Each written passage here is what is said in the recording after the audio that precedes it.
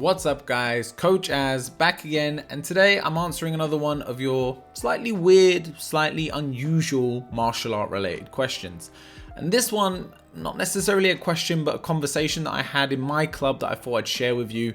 One of my guys was a little bit down, and I kind of picked up on his vibe, and eventually we got to talking, and he opened up that there was a girl in the gym that he liked, and that basically she'd rejected him. She was dating someone else, and he was bummed out about it because he really liked the girl.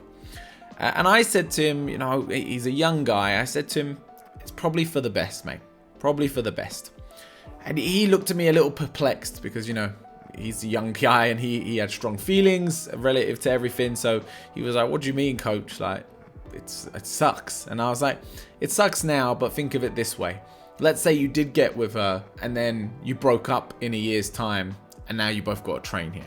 And like this little light bulb went off in his head because he'd never considered the bad side of what could happen with dating someone training at the club. I thought this would be an interesting thing to talk about. Should you date people you train with?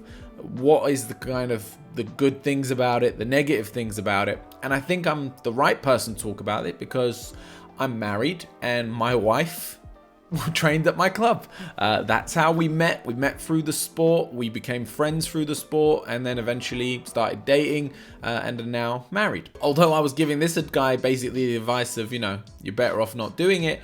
I'm a bit of a hypocrite in that sense, so I've got a bit of an understanding. Let's go through it, and I'm going to start with the positives because I think there are some.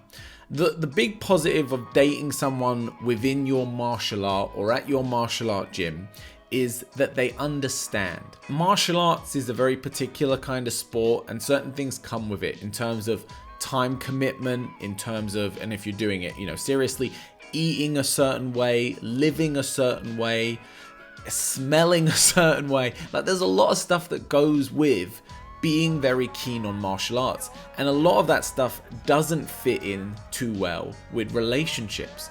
For example, tournaments often, or always, take place on weekends, and they can take all day. A girlfriend outside of the sport might struggle to understand that, or a boyfriend, whatever you're into. Someone who's within the sport not only would understand that you might spend all day at a tournament, they might even attend it with you. They might even enjoy it. They might even compete. So you see what I mean? You can share in the sport, and it means that it doesn't become a point of tension in your relationship because you don't necessarily need to choose between going to training or going to a competition and spending time with your significant other. Now, regardless of if you do the sport together, I'm not here to give you relationship advice, but here's a bit.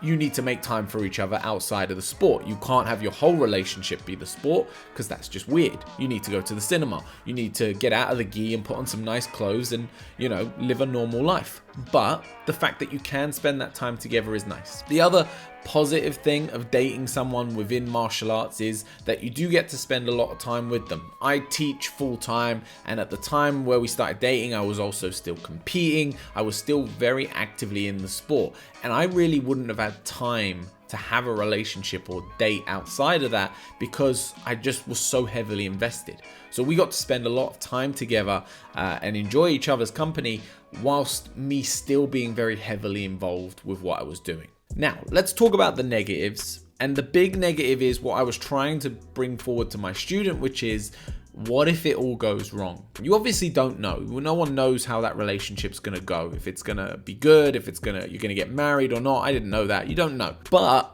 you want to have a rough idea, because if you end up breaking up, it's going to create tension. Now, you might love your club and insist that you'll never leave. You'll never leave. But it might create a rift. It might create a divide. It might make it awkward for your coach, for other people in the class. You might end up having like a little outburst in the session. There's all this stuff that can happen if you choose to pursue a relationship within the club and it doesn't work out. And it can, and I've seen it result many a time, in people leaving. People leave the gym, people leave a club, not because they don't enjoy it or they don't want to train with them or anything like that, but because they just can't handle that situation anymore. And that's a really sad and horrible thing to see happen. So So you want to make sure that if you're going to take that risk, that it's kind of worth the risk, if you know what I mean. Because if your club is somewhere you go to get away from it all, which it is for a lot of us, if it's somewhere you go to release stress, which it is for a lot of us, and then you're going to introduce this dynamic into it, you need to understand that there's a chance that that might introduce stress into that environment.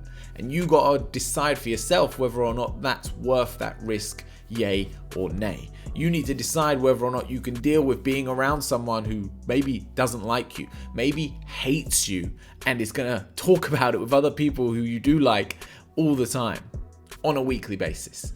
These are just things to consider. I'm not going to tell you what to do. I ain't your mum. I ain't your dad. Do what you like. But they're just some things to think over before pursuing any kind of relationship within your club. Guys, I hope this weird and wonderful video has been helpful to at least one of you. That's kind of my objective with these videos, is if someone's asked it or it's come up in a conversation and I think it might help 1 or 2 people, we make a video.